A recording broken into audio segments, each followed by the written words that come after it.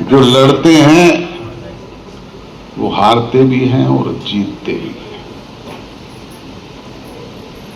परिस्थितियां कब अनुकूल हो जाए, कब विपरीत हो जाए। आज तो आपके पास सब तरह की सुख सुविधा साधन व्यवस्था है। हमने तो वो हालात भी देखे हैं जब कुछ भी नहीं होता।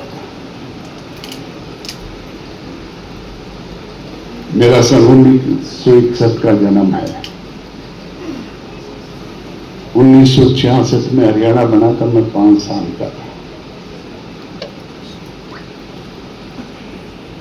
यहां बैठे कुछ लोगों को ध्यान होगा जो बुजुर्ग हैं।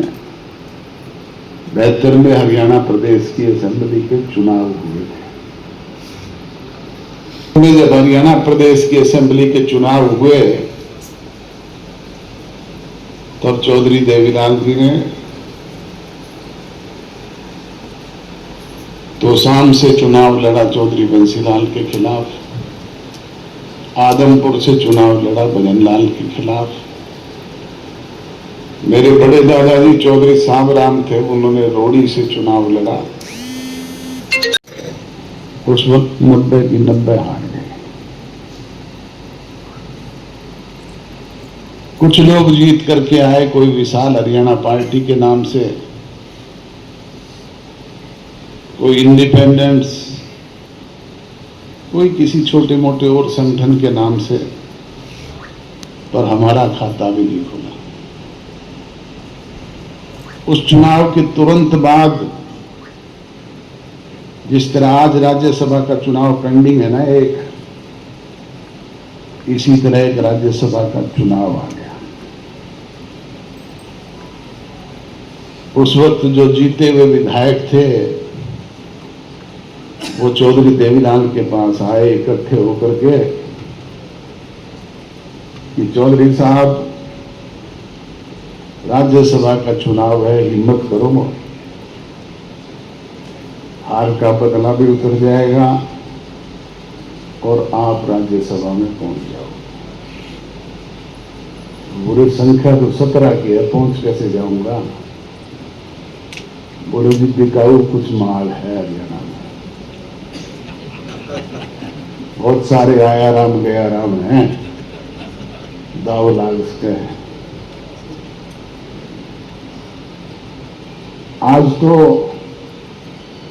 करोड़ रुपए को भी लोग आपस में जब बैठ कर ये बड़े सेठ लोग चर्चा करते हैं ना, तो उसे कह देते हैं रुपया। 1 करोड़ को भी रुपया कह देते हो ना। उस टाइम रुपया था ही नहीं। किसी के माला डालते थे तो 1 गड़ा सड़ा रुपए की माला मिलती थी। 5 की डाल देते थे, कोई घना बड़ा चौधरी होता था वो 10 की डाल देता था। ये हालत तो उस वक्त आर्थिक थी। उन दिनों में चौधरी देवीलाल ने अपने साथियों से, सहयोगियों से, रिश्तेदारों से इधर उधर से पैसा इकट्ठा करके, कर्ज दे करके 70 लाख रुपए उन आया राम गया रामों के लिए इकट्ठा किया।